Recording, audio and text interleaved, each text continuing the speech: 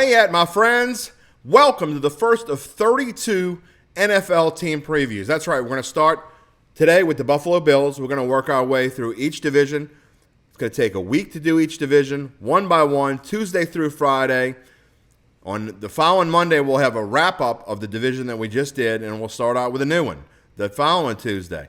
All the way until we get to the NFC South, the New Orleans Saints, on September the 2nd. I am Jim Derry. This is our team previews, as we said, brought to you by bet.nola.com, powered by the Datitude Podcast. I'm Jim Derry, and this is going to be fun for us. All right, we're going to have a good time with this, and we ask you not to take this too seriously. We're going to be talking mainly about over-under win totals, and with some of these teams, we're going to be talking about Super Bowl odds. Well, all of them we're going to show you their Super Bowl odds. Some of them, you make your own decisions who you want to bet on, who you don't want to bet on. But we're going to show you Super Bowl odds. We're going to show you division odds. We're going to show you conference championship odds. But we're going to be focusing mainly on over-under win totals. And so many of these teams, we think there are values. But conversely, some of these teams there aren't. Let's get into the Buffalo Bills and see what we think about them.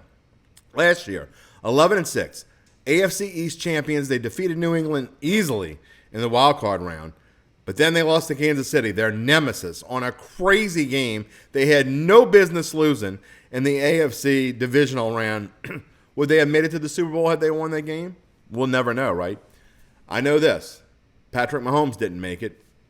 Can't say the Bills would have made it, whether or not it would have made a difference or not. However, last year's win total, 10.5. They just went over it, 11. I mean, they just made it. So whether they can do that this year or not, we'll have to see. Their bye week this week is in week 7, a great spot for the Bills. So what has changed about this Buffalo Bills team? Really, not a whole lot. When you talk about the Buffalo Bills, it begins and ends with Josh Allen, an MVP candidate, no question. Will he take that next step? Will he become an MVP candidate? We're going to find out early on because their schedule is super tough. We're going to get into that in just a minute. Oh, it's super tough at spots, we should say. They bring in, on defense, Von Miller, defending Super Bowl champion Los Angeles Rams. We know him better as the Von Miller that played for the Denver Broncos and made that defense, even in all those lean years for Denver. They had some really good ones, but in the lean years, you could always count on Denver's defense. They played a lot of 10-7 games, 17-10 games, 13-6, a lot because of Von Miller. But he's aging now. Is he going to make that big of a difference? We'll have to wait and see, but I think there's still left in the tank for Von Miller. We're going to find that out soon enough.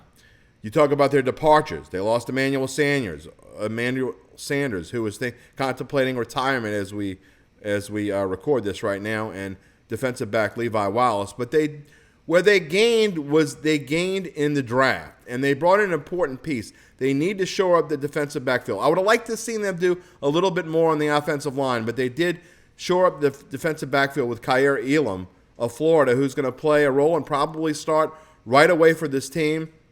They bring in, where else when you think of the Bills, besides maybe offensive line, where else did this team need help? Well, running game. The Bills aren't the greatest running team in the NFL. Let's just say that. They do a lot of things right. They're in the top half, actually the top 5 on both offense and defense, but they frankly could use help on the running game. You can't just count on Josh Allen. He can't keep running like he's been running. He's going to get killed. So they went out and got James Cook from Georgia.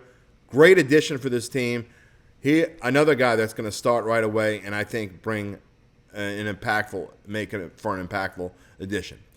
But when you talk about the Bills, again, when we go through these and I try to figure out over-unders, it's not just, hey, the Bills are a lot better. That number 11.5 is ridiculous. It's definitely going to go over. Or the New York Jets stink.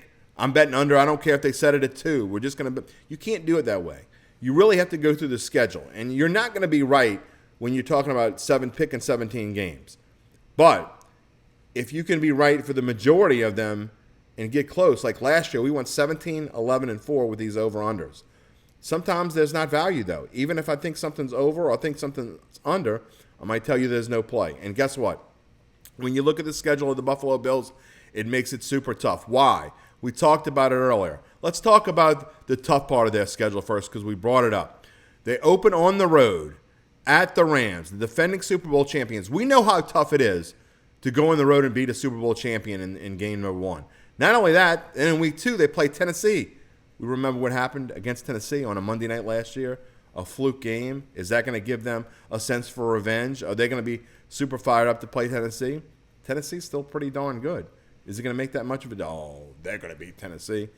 They didn't beat them last year, and they didn't beat Jacksonville last year. Remember some of the games they lost? This team disappears at times, which scares me because they easily could be 0-2 to start the season. I'm not saying that's going to happen, but you look at that part of the schedule, and then you also talk about later in the season, sandwiched around their bye. Week 6, they got to play on the road at Kansas City. Maybe not quite the same Kansas City team that we're used to, but still pretty darn good. They still have a guy named Patrick Mahomes on their team. Then they get their bye week. Then they get to play maybe the favorite in the NFC, the Green Bay Packers. So you're talking about 2 tough stretches. That being said, there is certainly an easy part of this schedule. When you talk about the Bills, if you're in the AFC East, if you're the New England Patriots, if you're a fan of the Miami Dolphins, and if you think the New York Jets have a shot, then you're looking as well, you got to be at least 1 game up, 2 games up possibly on this team when you get to Thanksgiving. Why?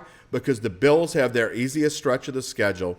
When they get to Thanksgiving, they're playing that game, the traditional game at Detroit. Now, Detroit's going to be a better team. We'll get to them in a few weeks. But not just that. Then they have 10 days off before they play New England. So they have 10 days off to prepare for their rival New England Patriots, which may be a game that's really for the AFC East Championship. You talk about that, follow that with games at home against the Jets, game at home against Miami, and then they go on the road to play Chicago. So Buffalo has a nice stretch, Thanksgiving all the way just before Christmas, where they could go on a nice little run. So if you're going to compete with this Buffalo Bills team, you got to get them before then. So what do we think about over-under? 11.5, as we said. I got to say it's a no play for me, and I'm going to tell you why. Although I think the Bills, I project them to win 12 games, I can't play the over at minus 140. I'm not going to pay $140 to win $100 on this over because the Bills easily could win 10, they could win 11, they can win 12, they can win 13. There's just no value. There is too much sway back and forth, and you're paying a higher price because this team is the Super Bowl favorite on Caesars Sportsbook right now as we record this at plus 650. There is certainly no value from them. Buffalo Bills, I'm staying away. Let's hear what our expert, who's coming on to help us each day, has to say. Each day with these NFL previews, we're going to have Adam Chernoff of Covers.com is going to come in and tell me whether I'm right, wrong, or whether he really just doesn't want to give an opinion right now. It's no value in it. We'll start with the Buffalo Bills. Adam, I've got the over on 11.5. However, I say that, and I'm kind of torn. This is probably a no play for me. There's no great value here. Over minus 140, under plus 120. I like the over, but just barely and not enough to play it. Rightfully so, I think they're priced at 11.5 at the peak. It's a massive number. It's a league average schedule for the Buffalo Bills. Last year, they were 11-6. Played the easiest schedule by a mile in the league last year. So it gets a little bit more difficult this year, but they're going to be favored in 15 or 16 of the 17 games this season. They also have the highest net rest advantage. So they have a lot of opportunity for extra prep throughout the season. We know how good this coaching staff is. My only concern, Brian Daboll goes away. I think he had his fingerprints and his influence all over this offense that we really saw open up towards the end of last season. You take him out of the equation, a little bit uncertain of what that ultimately might look like. So it's a really steep price to go over. I wouldn't do it personally, but I sure wouldn't be running to back the under either. I think it's a pretty good number for the Bills at 11.5. Sounds we're in step together. Adam Chernoff of Covers.com. Thank you. We'll talk to you tomorrow.